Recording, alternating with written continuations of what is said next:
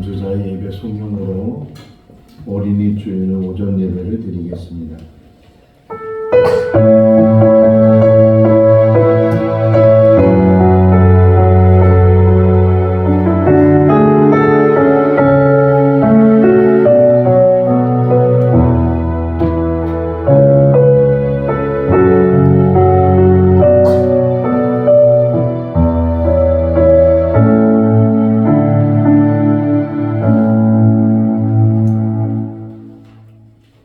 여호와는 나의 목자시니 내게 부족함이 없으리로다. 그가 나를 푸른 풀밭에 누이시며 쉴만한 물가로 인도하시는도다. 내 영혼을 소생시키시고 자기 이름을 위하여 의의 길로 인도하시는도다. 사랑과 은혜가 충만하신 하나님 아버지, 5월을 맞이하게 하시고 특별히 어린이 주일을 맞이하여 주의 백성들, 주의 종에 모여 예배를 올려드립니다. 어린아이 같은 우리들을 주께서 바라보시고 또 기뻐하시는 줄로 믿습니다. 오늘 이 시간 하나님께만 영광이 되게 하시고 이 예배를 주관하여 주시옵소서. 예수님의 이름으로 기원하옵나이다. 아멘. 다 같이 일어나시겠습니다. 찬송가 21장입니다.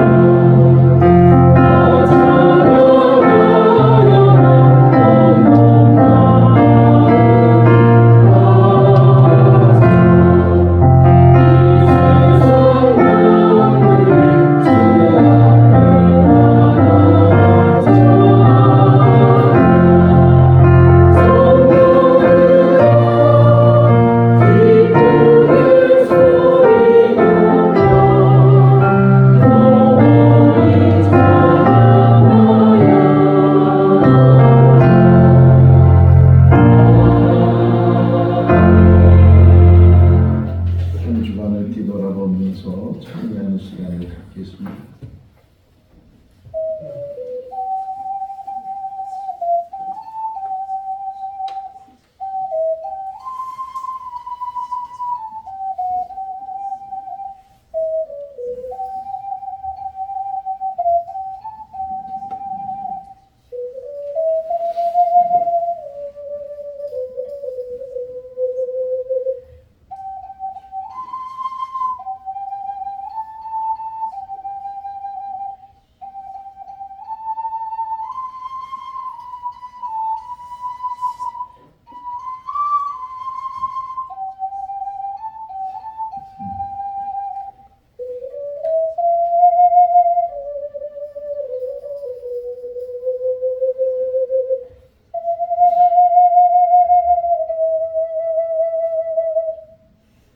사랑이 많으신 하나님 아버지, 이 땅에 사는 날 동안 하나님께서 우리 모두를 택해 주시고 자녀 삼아 주신 것 감사합니다.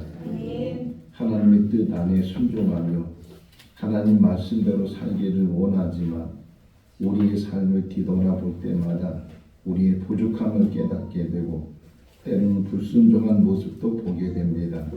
지난 한 주간도 하나님 앞에 바로 서지 못했던 우리의 모습들이 있다면 오늘 이 시간 주님 앞에 다 내려놓을 수 있는 시간 되게 하시고 모든 잘못과 모든 불의가 주님의 십자가의 보혈을 통해서 씻음받게 하여 주시옵소서. 오늘도 새로워지게 하시고 깨끗해지게 하여 주시고 하나님 앞에 나아갈 때 부족함이 없게 하여 주시옵소서. 우리를 구원하신 예수님의 이름으로 기도하옵나이다. 아멘. 사도신경으로 신앙을 고백합니다. 나는 전능하신 아버지 하나님 천지의 창조주를 믿습니다. 나는 그의 유일하신 아들 우리 주 예수 그리스도를 믿습니다. 그는 성령으로 잉태하여 동정녀 마리아에게 나시고 본디오 빌라도에게 고난을 받아 십자가에 못 박혀 죽으시고 장사된 지 사흘 만에 죽은 자 가운데서 다시 살아나셨으며 하늘에 오르시어 전능하신 아버지 하나님 우편에 앉아 계시다가 거기로부터 살아있는 자와 죽은 자를 심판하러 오십니다. 나는 성령을 믿으며 거룩한 공교회와 성도의 교제와 죄를 용서하는 것과 몸의 부활과 영생을 믿습니다. 아멘. 자리에 앉으시겠습니다. 찬송가 563장입니다.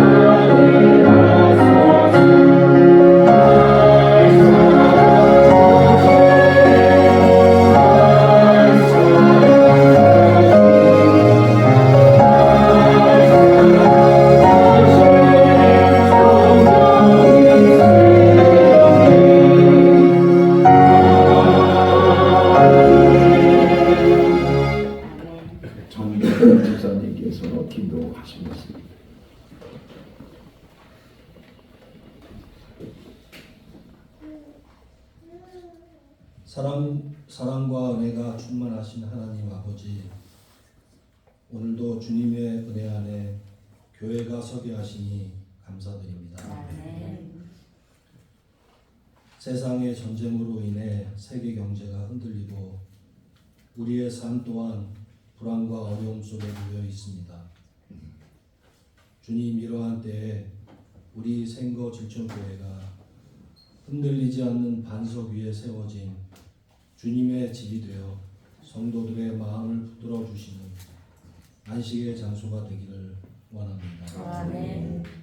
세상의 풍파 속에서도 교회가 믿음의 등불을 밝히며 절망 가운데 있는 이들에게 소망을 전하는 산성이 되기를 또한 기도드립니다. 주님, 우리 교회가 지역사회의 중심이 되어 어둠 속에 빛을 비추어 갈등과 분열이 가득한 세상 속에서 화해와 평화의 길을 열어가는 도구가 되기를 간절히 원합니다. 지역의 아픔을 함께 짊어지고 이웃의 눈물을 닦아주는 사랑의 손길이 될 수 있게 능력을 더하여 주시고 경제적 어려움 속에도 낙심하는 이들에게 큰 위로와 용기를 주며 주님의 사랑을 섬김으로 드러내는 살아있는 증거가 되기를 기도드립니다. 주님, 특별히 어린이 주일을 맞아 기도드립니다. 모든 어린 영혼들이 교회 안에서 꿈과 희망을 발견하게 하시고 세상의 험한 길을 걸어갈 때에도 튼튼한 믿음의 뿌리를 통하여 위로받기를 간절히 원합니다. 세상의 모든 교회가 어린이들에게 단순한 배움의 공간만을 넘어 사랑과 격려가 넘치는 따뜻한 품이 될 수 있도록 허락하시며 그들의 미래가 주님의 빛 가운데 열리도록 주님께서 항상 함께 하시고 어린이들이 교회 안에서 웃음과 기쁨을 누리며 세상 속에서도 당당히 주님의 자녀로 살아갈 수 있도록 기도드립니다. 주님, 끝으로 주님의 종으로 부르심을 받은 목사님을 위해 기도드립니다. 말씀을 전하실 때 성령의 은혜와 능력을 더하시며 성도들을 돌볼 때 주님의 충만한 사랑으로 품도록 하시고 이처럼 어려운 시대 속에서도 흔들리지 않는 믿음과 담대함으로 항상 교회를 바른 길로 인도하시는 목사로 세워주시기를 원합니다. 목사님의 가정에도 평안과 은혜, 건강을 더하고 또 더하시어 그의 육체 또한 강건함을 허락하시며 모든 사역이 주님의 영광을 드러낼 수 있도록 기도드립니다. 이 모든 기도를 은혜와 은총이 충만하시고 우리를 영원토록 사랑하시는 예수 그리스도의 이름으로 올려드립니다.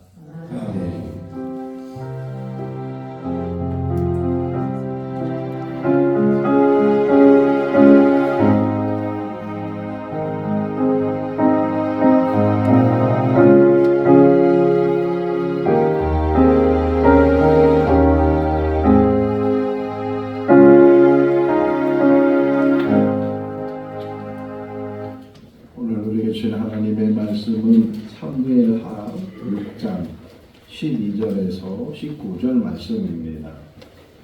사무엘하 6장 12절에서 19절 구약성경 471쪽 우리 한 절씩 교독하겠습니다. 어떤 사람이 다윗 왕에게 아뢰어 이르되 여호와께서 하나님의 괴로 말미암아 오벳에돔의 집과 그 모든 소유의 복을 주셨다 한지라. 다윗이 가서 하나님의 괴를 기쁨으로 메고 오벳에돔의 집에서 다윗 성으로 올라가세. 여호와의 괴를 맨 사람이 6걸음을 가매 다윗이 소와 살찐 송아지로 제사를 드리고 다윗이 여호와 앞에서 힘을 다하여 춤을 추는데 그때에 다윗이 벳에봇을 입었더라. 다윗과 온 이스라엘 소속이 줄머리 환호하며 나팔을 불고 여호와의 괴를 내어오니라. 여호와의 괴가 다윗 성으로 들어올 때에 사울의 딸 미갈이 창으로 내다보다가 다윗 왕이 여호와 앞에서 뛰놀며 춤추는 것을 보고 심중에 그를 업신여기니라. 여호와의 괴를 메고 들어가서 다윗이 그것을 메어 신 장막 가운데 그 중요한 자리에 그것을 두면 다윗이 번제와 화목제를 여호와 앞에 드리니라.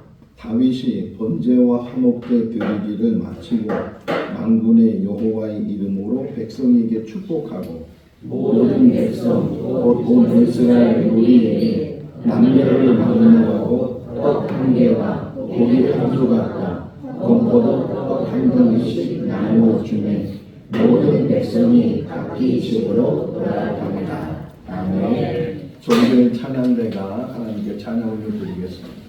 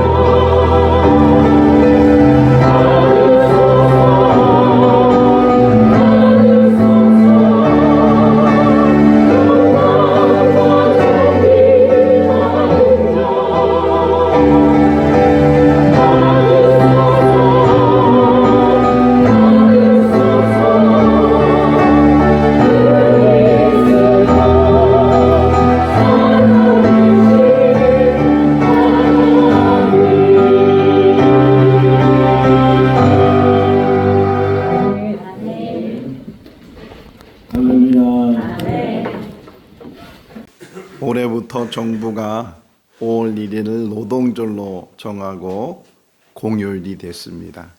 그러다 보니까 연휴가 되었고 또 내일 4일을 연가를 내면 1일부터 5일까지 5일 동안 휴가를 가게 됩니다. 그래서 많은 가정들이 가깝게는 이웃 나라를 가기도 하고 또는 우리나라 여러 곳을 이제 여행을 가는 그러한 사람들이 많이 있었습니다.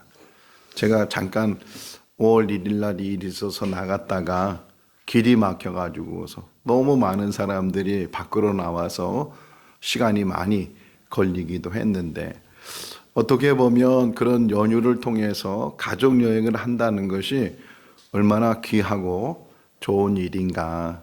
특별히 자녀들에게는 그것이 큰 추억이 될 것이고 오랫동안 기억에 남는 그런 여행이 될 수도 있을 것입니다. 아이들이 시간이 있을 때는 부모들이 시간이 없고 이제 부모들이 나이가 들어서 시간이 있을 땐 또 자녀들이 시간이 없고 그러다 보니까 가족임에도 불구하고 함께하는 시간들을 많이 갖지 못하고 우리가 지내게 됩니다. 설교를 준비하면서 저의 어린 시절을 생각해 보았고, 특별히 저희 아버지와 얼마나 많은 만남을 가졌는가, 또 여행을 해보기나 했는가 하는 것들을 생각해 보았는데, 그렇게 많은 시간들을 가지지 못했고, 설교 준비하면서 기억나는 일이 있다면, 제가 5살쯤 됐을 때인데 우리 집이 이태원에 살았어요. 근데 아버지가 어느 날 일찍 집에 오시게 됐고, 또 제가 집에 있었는데 그때 아버지가 저에게 남산으로 놀러 가자고 그렇게 말씀을 하셔서 둘이서 이제 집을 나와서 남산 쪽으로 걸어가게 됐습니다. 우리 정득전 집사님도 그 용산 쪽에 살았다고 하는데, 그 용산 바로 위에가 이태원이고 좀 더 가면 남양동이고, 이제 그런데 그 이태원에 미군 부대가 있었고, 그 미군 부대에 큰 벽으로 쭉 쌓여져 있으면서 거기에 찻길이 있었는데, 거기를 이제 아버지와 둘이서 걸어가게 되는데, 얼마쯤 가다가 제가 다리가 아프다고, 걸어가지 못하겠다고, 그러니까 그 말을 들은 저희 아버지가 저를 무등을 태워서 어깨 위에 올려서 손을 잡고, 그렇게 얼마를 갔는지는 기억이 안 나지만 어쨌든 그렇게 저희 아버지가 무등을 태워서 남산 쪽으로 걸어갔던 그 장면이 지금도 눈에 선하게 되고, 60년이 지났지만 그때 아버지와 같이 짧은 시간에 어떤 함께하는 것, 여행이 있지만 제 평생에 잊지 못하는 그 아버지의 추억이라고 생각이 됐습니다. 그러다가 제가 나이가 들어서 이제 결혼을 하게 되고 또 이제 아버지가 됐어요. 그러면 우리 자녀들한테 아버지와 자녀들의 그 추억들을 좀 많이 만들어 줘야 되는데, 저 역시도 뭐 부교육자 일을 하고 막 그러다 보니까 가정에 소홀하게 되고 자녀들과 시간을 같이 갖지 못하게 되고, 그러다가 제가 우리 큰아들, 지금 미국에서 오고 있는 그 큰아들이 초등학교 3학년 때 몽골 선교사로 가게 됐어요. 근데 몽골 선교사로 나가면 한 2년 동안은 언어 훈련하고 이렇게 준비를 해야 되는데, 저 같은 경우는 아예 사역이 금방 펼쳐지게 되고 누군가 사역을 두고 그냥 떠났기 때문에 그 사역을 이어받아서 제가 해야 되기 때문에 가자마자 몽골어 공부하고 또 현지인들 돌보고 그런 일들을 하다 보니까 자녀들하고 같이 함께하는 시간들을 갖지 못했어요. 다만 우리 아내는 그래도 아이들과 굉장히 같이 시간을 보내서 그 조그만 방 안에서 숨바꼭질을 하고 또 씨름을 하고 봐주지도 않고 넘어뜨리고 그런 일들을 우리 아내가 하고 그러는데, 어느 날 제 서재에서 열심히 이제 설교 준비도 하고 몽골어 공부도 하고, 근데 갑자기 문이 쾅 열리더니만 그 초등학교 3학년 우리 큰아들이 아빠는 벽이야! 그리고 문을 콱 닫고 가는 거예요. 그게 너무 큰 충격이 됐어요. 벽처럼 생각하는 게, 아이들이 아빠는 놀아주지도 않고 관계도 안 갖고, 그 모습이 지금도 눈에 선하면서, 그럼 좀 깨달아서 아이들하고 좀 놀아주기도 하고 시간을 보내야 되는데 또 그냥 잊어버리고 그렇게 또 바쁘고 이렇게 지내다 보니까 벌써 아이들은 다 장성을 해서 각기 자기 삶을 살고 있는 그런 모습들을 보면서, 참 자녀들과 같은 시간을 보내주고 뭐 밥이라도 같이 먹고 아니면 잠깐 어디라도 같이 다니고, 얘기 들어보면 우리 정득현 집사님 얘기가 자꾸 나오는데, 우리 정득현 집사님은 아내가 어디 가게 되면 애들 데리고 이렇게 견학을 많이 다녔다는 게, 어디 가기도 하고 같이 놀아주기도 하고, 참 자상한 아버지고 그 자녀들한테는 늘 기억이 나는 그런 시간들을 갖게 했는데, 우리가 다시금 어린이 주일을 맞이해서 우리 자녀들에게 어떻게 우리가 그 아이들을 양육했는지, 뭐 많이 늦었지만 또 이제는 돌이킬 수 없지만 그럼에도 불구하고 우리 자녀들에게 우리가 할 수 있는 이 무엇인지 좀 생각해보는 그러한 시간이 될 수 있기를 바랍니다. 하나님께서 우리에게 많은 선물을 주셨는데 그 많은 선물 중에 가장 큰 선물은 자녀예요. 자녀. 그런데 요즘 젊은 사람들 결혼하기를 꺼려하기도 하고 또 결혼을 하고 싶은데도 하지 못하기도 하고 또 결혼을 해도 자녀를 안 낳으려고 어느 부부가 생각이 났는데 결혼 조건이 뭐냐면 여자 쪽에서 아기를 안 갖는 것. 결혼을 하되 우리 둘이 평생 자녀 없이 살자. 그런 조건으로 이제 결혼을 했어요. 근데 남자 쪽에서는 남편은 그래도 아기를 갖고 싶은데 아내 쪽에서는 아기를 원하지 않고 아기를 가지면 임신을 해야 되고 또 출산을 하고 나면 양육을 해야 되고 자기 시간들을 다 빼앗기게 되고 그래서 이제 여자는 계속 피임을 하면서 이제 자녀를 안 가지려고 했는데 어떻게 아기가 생겼어요. 임신이 됐어요. 그러니까 그 아내가 남편에게 이 아이를 떼고 싶다고 유산하고 싶다고 근데 그 남편이 그렇게 만류하고 만류를 해서 그래서 결국은 그 아기를 낳고 출산을 하게 됐어요. 뭐 이제는 그 아이 당신이 키우라고 남편한테 그렇게 소리치면서 이제 임신 동안에 그런 이야기를 하고 그랬는데 막상 아기를 낳으니까요. 180도 변하는 거예요. 전에는 남편이 먼저 했는데 이제 아기가 먼저가 되고 모든 게 아기에 초점이 맞춰지게 되고 아기를 갖기 전까지는 아기가 얼마나 소중한지 자녀가 얼마나 귀한지 깨닫지 못하지만 정말 아기를 출산하고 그 산고라고 하잖아요. 출산할 때 그 고통은 이로 말로 표현할 수 없지만 그럼에도 불구하고 그 아이를 품 안았을 때 그 아이를 양육했을 때 그 느끼는 말로 표현할 수 있는 그 사랑의 어떤 그런 느낌은 아기를 키워보고 자식을 키워봐야 알 수 있는 그런 기쁨이라고 생각이 됩니다. 또 정말 신기한 것은 어떻게 닮아가는지 생기는 것도 그리고 행동하는 것도 그걸 유전됐다 그러잖아요. 유전자가 그 안에 있어서 얼굴도 닮아가고 행동도 닮아가고 그런 모습을 보면 참 신기하다. 하나님이 다 창조하시면서 만들어 놓으신 창조 질서예요. 모든 동물은 한 가지에 초점되어 있는데 그게 뭐냐면 자녀 번식하는 거예요. 자손을 번식하는 것. 큰 동물부터 시작해서 작은 동물까지 아니 심지어는 곤충들을 보면 제가 동물의 왕국 같은 걸 굉장히 많이 재미있게 보는데 모든 초점이 사는 것하고 번식하는 거예요. 사자들은요 자기 새끼가 아니면 물어 죽여요. 자기 새끼를 번식하기 위해서 그 정도로 자녀들을 낳는 일에 대해서 모든 동물들이 그것 때문에 싸우고 그렇게 연어들이 강을 거쳐 올라가서 자기가 출생까지 가는 이유는 번식하기 위해서 그거 하나 때문에 딱 알을 낳고 나면요 다 죽어요. 거기서 번식하는 일에 그 목숨 걸고 있는 것들이 다 동물들이 매미가 될 수 있는 것은 땅 속에서 군뱅이로 몇 년 정도 있어야 돼요. 최소한 5년이 있어야 돼. 5년 정도 땅 속에 살아야 이제 매미가 돼서 올라오는데 근데 매미로 올라오면 좀 오래 살아야 되는데 많이 살아야 한 달이. 그렇게 5년 동안 땅 속에 있다가 올라와서 한 달 동안 살게 되는데 그 매미들이 계속 울어요. 계속 울어. 근데 실제적으로 우는 매미는 수컷이에요.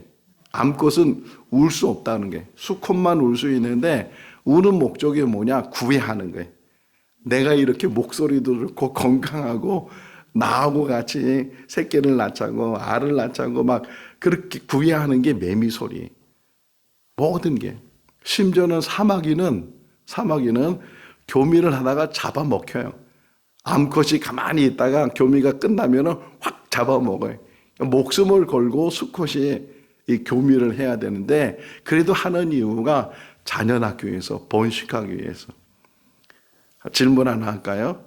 근래에 세계에서 자녀를 가장 많이 낳은 사람은 몇 명까지 낳았을까요? 126명. 응? 126명. 200명. 200명. 그러니까 우리 교회는 통이 커가지고서 인도 사람이고요. 이름은 지오나 타나. 근데 얼마나 낳냐면 94명을 낳았어요. 아내가 39명이고 거기는 일부 다처제인데 39명의 아내를 통해서 94명을 낳아서 그 사람이 가지고 있는 그런 건물이 방이 100개래. 그러니까 한 마을을 형성할 정도로 그렇게 많은 자녀들을, 여러분 그 사진 찾으면 요즘은 잘 나와요. 그 모든 게 다 나오고 있는데, 그런데 100명 가까운 자녀를 낳은 사람도 있어요. 근데 우리는 한 자녀 또 두 자녀 몇 명의 자녀인지 잘 우리가 헤아릴 수 없지만, 그럼에도 불구하고 자녀를 낳는 것을 꺼려하는 이유 중에 하나가 양육비와 교육비가 너무 많이 들어서 제대로 교육을 못할 바에는 아예 자녀를 안 낳는 것이 더 낫겠다, 그런 생각을 갖게 되는데, 그런데 제가 설교를 준비하면서 너무 공부에 너무 관심을 갖거나 치우치지 말고, 가장 중요한 거는 사람을 살아가면서 어떤 지식이 아니고 교육이 아니고 사람 됨됨이, 그러니까 인성과 품성을 우리가 자녀들한테 잘 세워주기만 하면 뭐 가해를 안 시키고 학원을 안 보내고 아니 공부를 아무리 못해도 아무 상관이 없어요. 요즘 그 어느 가정에서는 그 홈스쿨이라고 해서 학교를 안 보내고 집 안에서 그냥 아이들 자기주도 학습법이라는 그런 것을 아이들에게 주입시켜줘서 자기 스스로 공부하는 그런 자녀 교육을 하는 가정들이 많이 있어요. 또 제가 아는 목사님 한 분은 그렇게 홈스쿨을 하기도 하고 또는 자녀들을 이제 학교를 보내기도 했는데, 그런데 그 학교를 간 딸이 어느 날 갑자기 상의할 일이 있다고, 그래서 뭐냐고 물어보니까 우리나라 학교는 다니고 싶지가 않다는 거예요. 너무 획일적이고 다 똑같은 사람을 만들려고 하고 그게 자기 적성에 너무 안 맞다는 게, 다 개성이 있고 다 다른데 그걸 똑같이 만들려고 하니까 거기에 적응이 안 된다고, 내가 학교를 그만두고 나는 영국을 가고 싶다고 그렇게 상의를 해서 자퇴를 하고 그 딸이 지금 영국에 가서 여행도 다니면서 돈도 벌면서 공부도 하면서 그렇게 지내는 아이가 있어요. 제가 볼 때는 물론 남다른 모습도 있지만 볼 때는 참 귀하다. 자기를 찾으려고 하고 애를 써보기도 하고 노력하는 그러한 일들, 뭐 학교 교육이 잘못됐다거나 그거 하면 안 된다는 그런 의미가 아니고, 정말 우리가 너무 공부에 치우치고 뭐 좋은 학교, 뭐 좋은, 그래야 잘 살고 그래야 성공하고 그래야 출세하고, 그런 물론 잘 사는 것, 출세하는 것 나쁜 일이 아닌데 사람답게 사는 것, 돈이 없어도 가난하게 살아도 직업이 변변치 않아도 그 안에 행복이 있다면, 그 안에 기쁨이 있다면 그것이 바르게 사는 것이고, 무엇보다도 우리가 해야 될 일 중에 하나는 신앙 교육이에요.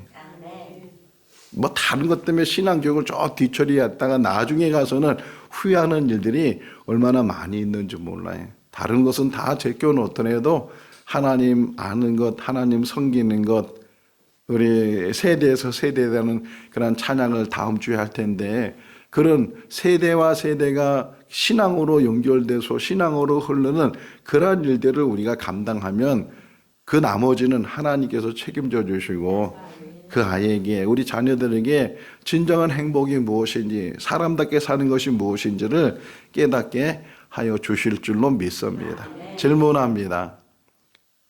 우리는 어린아이일까요? 어른일까요?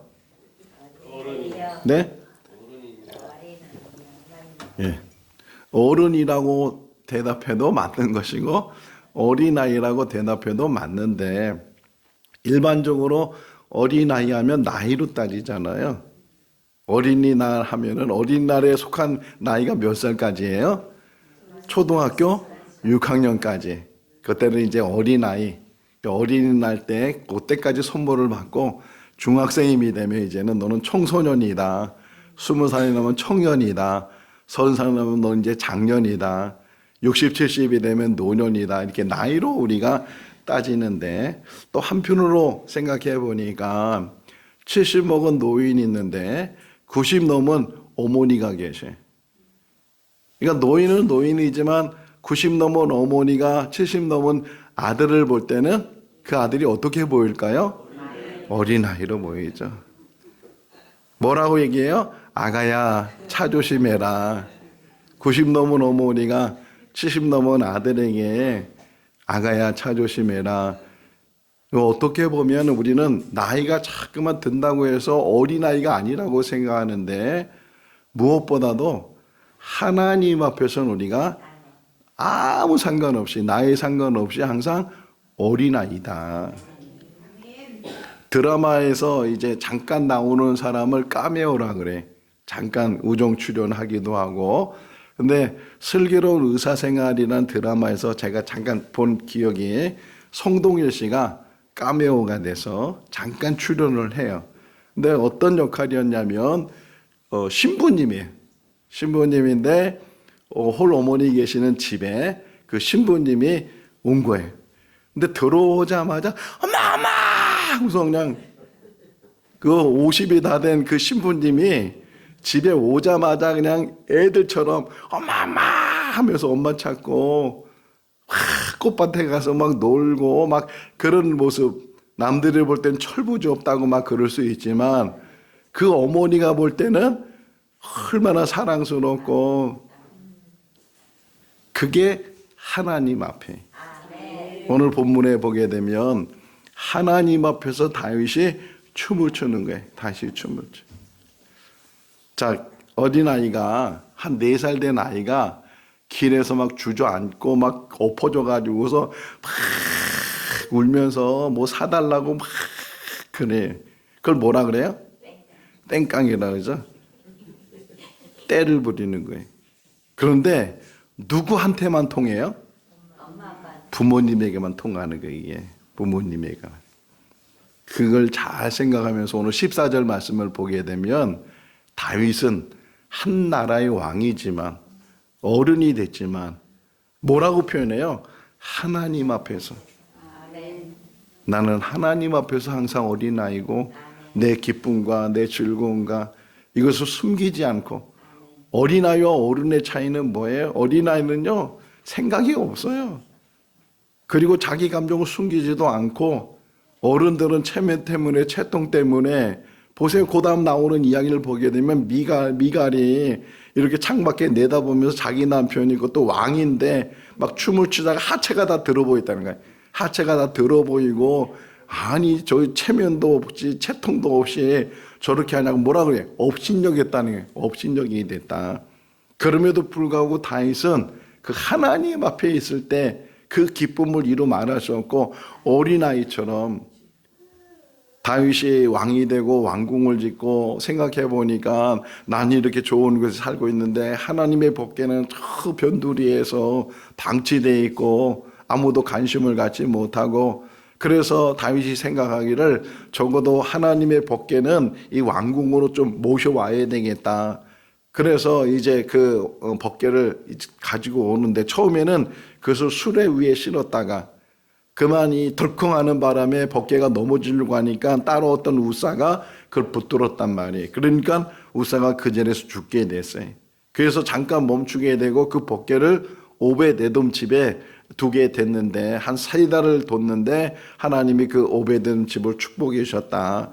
이 이야기를 다윗이 듣고 내가 법궤를 교회 이 왕궁으로 옮겨놔야 되겠다. 다시 이제 그 법궤를 옮기게 될 때는 이제는 수레로 옮기는 것이 아니고 레위인들을 시켜서 그것을 어깨에 매서 그래서 옮기게 했어요. 오늘 본문을 보게 되면 어느 정도였냐면 6걸음 갈 때마다 제단을 쌓고서 정성을 다해서 이제 법궤를 옮기게 되고, 그러면서 하나님 앞에서 막 부끄러움도 없이 춤을 춰서 그것을 이제 옮기게 됐어요. 나중에 집에 들어가 보니까 미갈이 아니 채신머리도 없이 왕이 어떻게 그렇게 춤을 추면서 하체를 드러내고 부끄럽지도 않느냐고 막 야단하고 그러니까 이 다윗이 하는 얘기를 그 다음 우리가 19절까지만 읽었지만 21절 22절 말씀에 보게 되면 하나님이 나를 택한 것이 얼마나 감사하고 나는 이보다 더 낮아지고 더 천한 일을 해도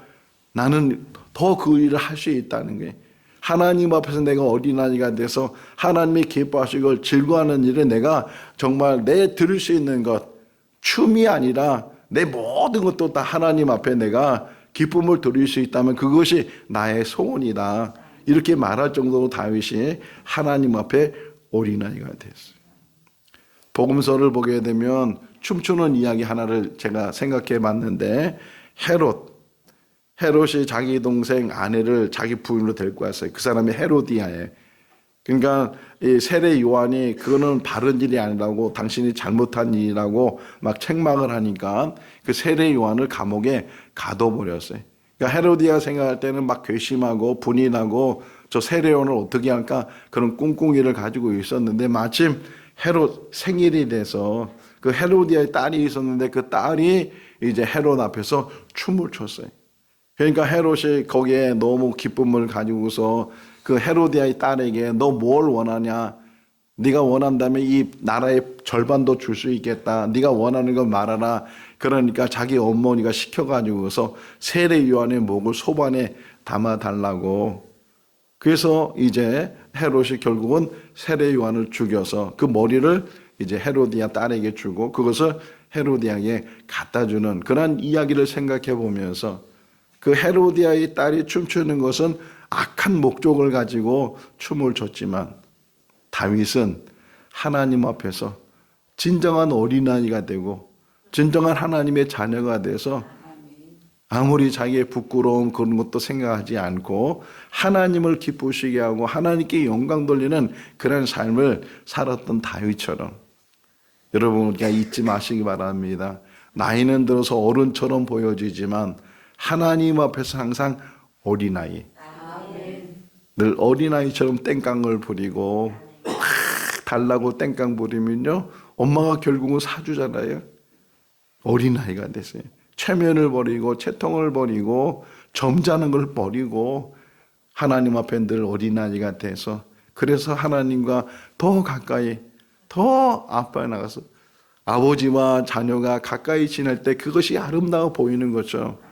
우리들도 하나님의 자녀가 돼서 하나님의 어린아이가 돼서 하나님과 늘 가까이 지내는 우리 모두가 다 될 수 있기를 주님의 이름으로 축원합니다. 기도하겠습니다. 사랑이 많으신 하나님 아버지 5월을 맞이해서 저희들도 이렇게 신앙생활을 합니다. 가정의 달입니다. 우리 성도님들 가정을 지켜주시고 화목을 이루는 가정들이 되게 하여 주시옵소서. 할 수만 있다면 부모와 자녀 간에 좋은 만남들을 갖게 해주시고 함께 식사하며 또 함께 가까운 곳이라도 같이 여행하며 좋은 관계를 갖는 우리 가정들 다 되게 하여 주시옵소서. 무엇보다 우리들은 다 하나님 앞에 어린아이들입니다. 평생 잊지 않도록 도와주시고 어린아이처럼 정직하고 순진하고 하나님 앞에 늘 가까이 가는 귀하고 복된 삶이 되게 하여 주시옵소서. 예수님의 이름으로 기도하옵나이다. 아멘. 찬송 430장 하시면서 봉헌하시겠습니다. 오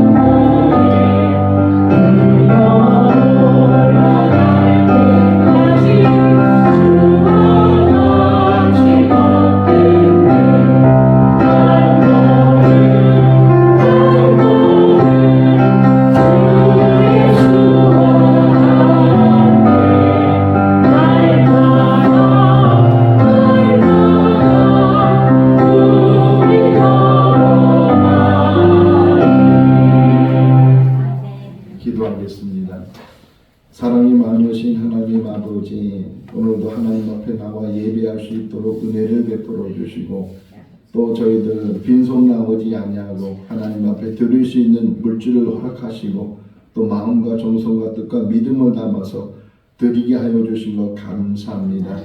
드리지 모든 손길들마다 복되게 하시고 또 드리고 싶어도 드리지 못하는 그런 손길들 그런 마음들 주님 흡양하여 주시옵소서. 드리지 모든 예물들이 하나님께서 받으시고 또 이 땅에 산 날 동안 하나님이 주시는 복을 누리는 우리 모든 성도들 되게 하여 주셔서 들어가도 나가도 복이 되게 하여 주시고 손을 대사는 모든 마다 형통케 하여 주시옵소서. 감사하고 예수님의 이름으로 축복하며 기도하옵나이다. 아멘. 우리 교회 소식 전하기 전에 오늘 어린이 주일이기 때문에 우리 교회에 있는 어린이 우리 안소하 잠깐 앞으로 나오겠습니다. 일로 주세요.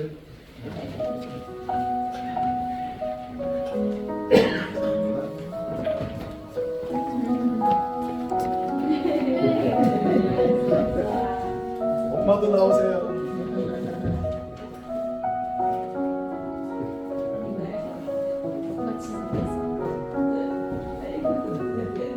자, 기도합시다. 생명의 주인 되신 하나님 아버지, 우리 안수아를 또 귀한 믿음의 가정에 보내주시고 오늘까지도 건강케 해주시고 은혜 가운데 살게 해주시고 이 어린아이가 교회로 출입할 수 있도록 은혜 베푸심을 감사합니다. 이 발걸음이 평생의 발걸음이 되게 하시고 하나님께 더 가까이 가는 귀한 삶이 되게 하시고 하나님 이 아이에게 지혜와 능추를 더 입혀주시고 성령 충만함을 더하여 주셔서 가정의 기쁨이 되게 하시고 대를 잇는 귀한 아들이 되게 하시고 훗날 하나님의 귀한 일꾼으로 세움받게 하여 주시옵소서. 기름 부어 주시옵소서. 성령으로 충만케 하여 주시옵소서. 건강의 복을 주시고 지혜롭게 하여 주시고 용감할 수 있도록 담대할 수 있도록 겸손할 수 있도록 온유할 수 있도록 축복하여 주시옵소서. 예수님의 이름으로 축복하며 기도하옵나이다. 아멘. 자, 우리 교회에서 준 선물이 있습니다.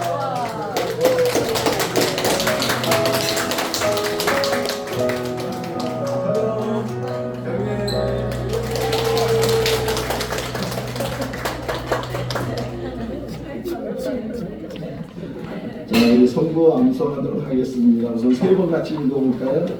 여호와와 그의 능력을 구할지어다. 그의 얼굴을 항상 구할지어다. 여호와와 그의 능력을 구할지어다. 그의 얼굴을 항상 구할지어다. 여호와와 그의 능력을 구할지어다. 그의 얼굴을 항상 구할지어다. 시편 105편 4절 시작. 여호와와 그의 능력을 구할지어다. 그의 얼굴을 항상 구할지어다. 아멘. 짧으니까 좋으네요. 다음 주도 짧으니까 많이 묵상할 수 있기를 바랍니다. 오늘 어린이 주일이고 우리 소아를 위해서도 기도 많이 해 주시기를 바랍니다. 다음 주는 어버이 주일인데 제가 한번 명단을 뽑아보니까 16분이 계시더라고요. 70세 이상 되시는 분들 교회에서 기도해 주시고 또 이제 교회에서 작은 선물도 준비했다고 하는데 다음 주 빠지지 마시고 다 나오실 수 있기를 바랍니다.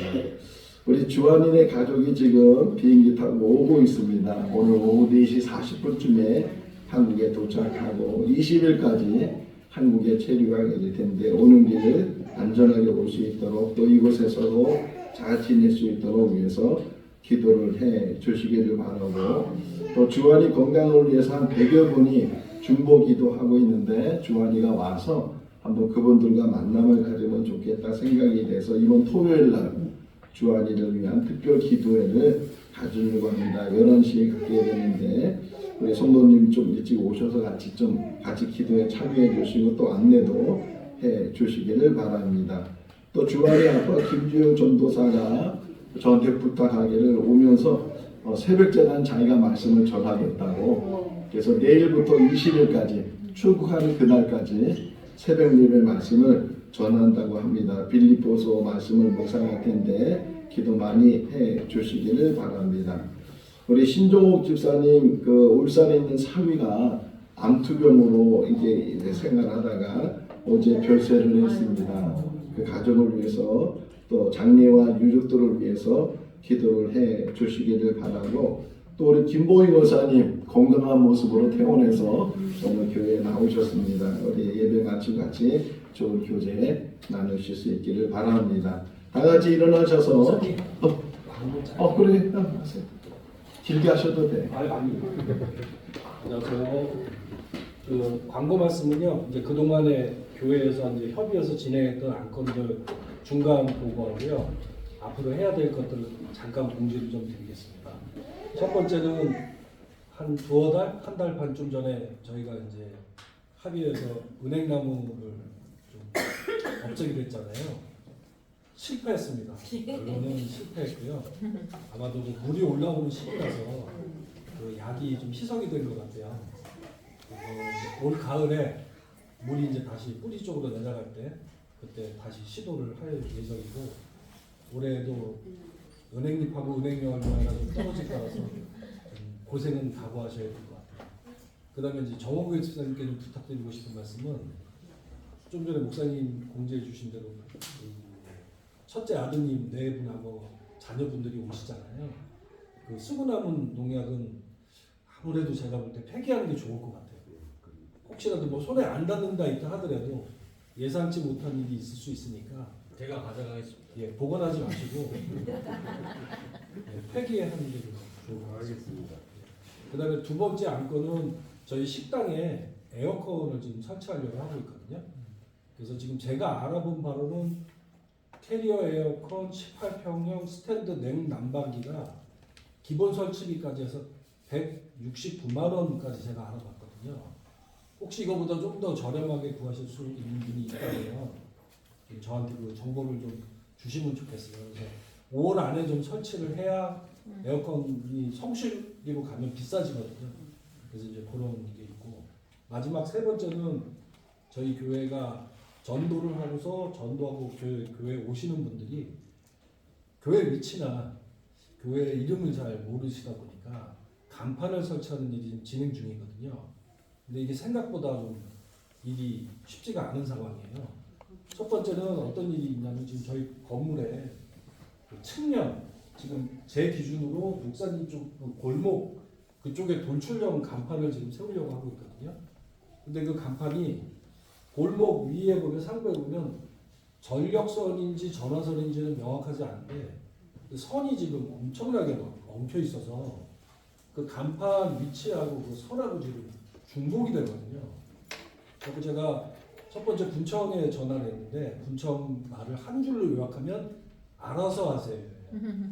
그래서 제가 두 번째로 한국전력에 전화했더니 한국전력 전력선은 거기에 지나가지 않는다. 이제 그 다음에 문제입니다. 그렇다는 얘기는 결국 전화선이나 인터넷선이라는 건데, 그 전신주마다 관리 주체 번호가 써 있더라고요. 근데 저희 이 전화선에 연결되어 있는 전신주를 제가 다 봤는데 너무 오래돼가지고 그 관리 번호가 식별이 안 돼요. 이 다음부터가 문제입니다. 관리 주체가 모호하다는 얘기는 어느 누구도 책임지지 않는다는 얘기하고 지금 똑같은 상황이에요. 제가 한국전력에 전화하면 관리 번호가 몇 번이에요? 안 보이는데요? 저희 아닙니다. LG 인플루언서에 전화하면 관리 번호 몇 번입니까? 안 보입니다. 관리 끝. 이걸 어떻게 할 수가 없는 거예요. 그렇다고 저희가 이걸 잘라버려요 그냥. 잘라버리는데 저희가 배상해줘요. 대리 나와서 다시 할 거예요. 아니 배상해줘요. 왜 잘랐냐? 무슨 이유냐?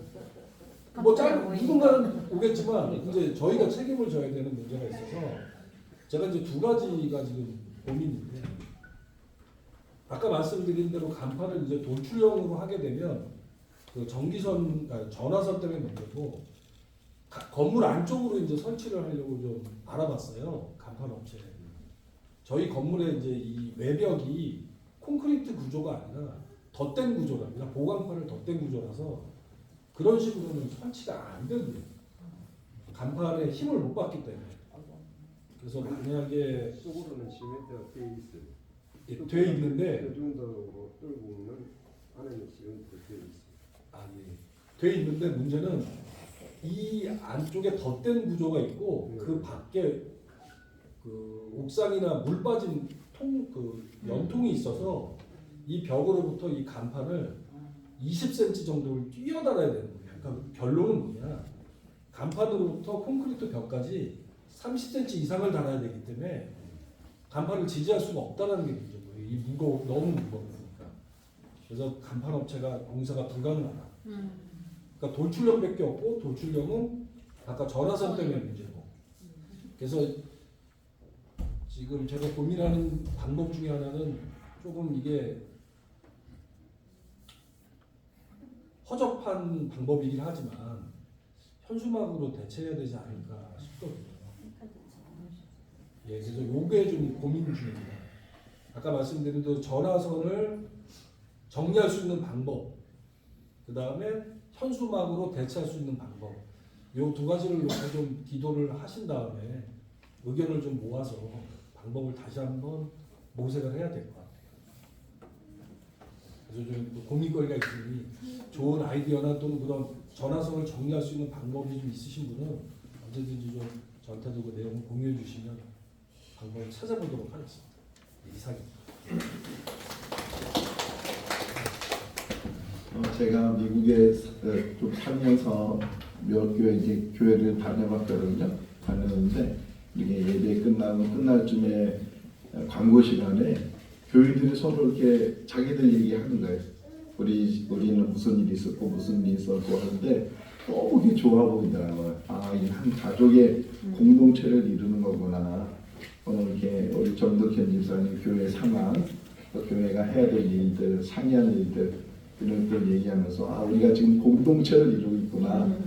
그런 마음이 들었습니다. 너무 감사하고 애쓰고 있어요. 너무 애쓰고 있으니까 그래서 기도를 많이 해주시기 바랍니다. 다 같이 일어나셔서 찬송가 171장 1절 하시겠습니다.